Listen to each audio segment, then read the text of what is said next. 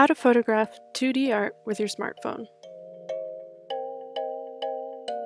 The topics we'll be covering today are finding your light, choosing a background, angle do's and don'ts, and how to turn on grid lines on both iPhone and Android. Here's what you'll need. A smartphone or camera, soft natural light, which we'll talk more about later, a plain neutral colored background, which can be paper, a wall, a clean tabletop, a clean floor, etc.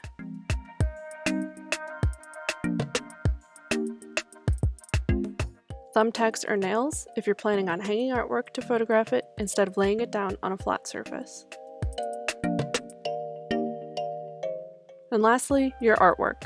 Always remember to remove from frame before photographing to avoid glare from glass. And an optional tool that might be helpful is a tripod with a smartphone mount. Finding your light. Some things to look for are natural light, indirect sunlight, and soft, even lighting with no shadows or hot spots. Some things to avoid would be direct sunlight, dappled uneven light, and artificial lighting.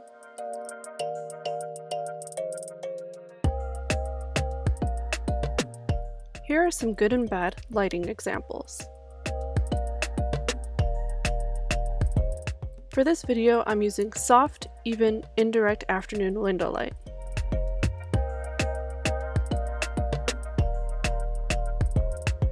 Just a few hours earlier, in the same spot, the sun was too direct and harsh, causing shadows and hotspots. Artificial lighting can cause color temperature changes that will inaccurately represent the colors of your artwork and will be difficult to fix with editing. Natural light, however, will accurately represent the colors in your artwork and will lessen or eliminate any need for editing. Choosing a background. If your artwork canvas is a square or rectangular shape, you don't have to worry too much about your background as it can be easily cropped out later. If your artwork canvas is an irregular shape, such as a circle, triangle, hexagon, etc., please be sure to follow this section of the tutorial closely.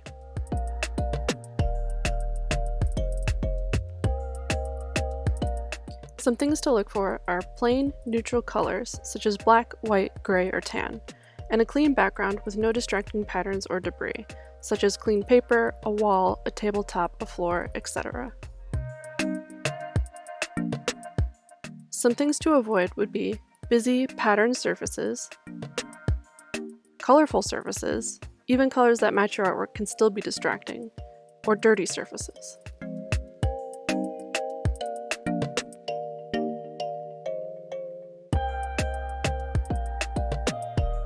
Angle do's and don'ts. Some things to keep in mind. Always hold your phone at the same angle as your artwork. Use grid guidelines, which we'll talk about later. And use a tripod if you're struggling to hold your phone steady. Here's an example. Hold your phone at the same angle or parallel with your artwork in order to avoid distortion. Always try to avoid holding your phone off-center or at an angle. Here's an example of how holding your phone off to the side or at a different angle than your artwork will cause distortion. How to turn on grid guidelines for iPhone.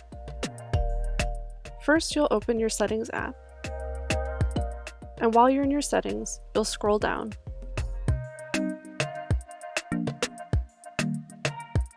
Keep scrolling until you see Photos and Camera, and select Camera. In your camera settings, you'll see a section called Composition. In that section, tap on the button next to Grid until it turns green. Then, open your camera app and you're ready to shoot. How to turn on grid guidelines for Android. First, open your camera app.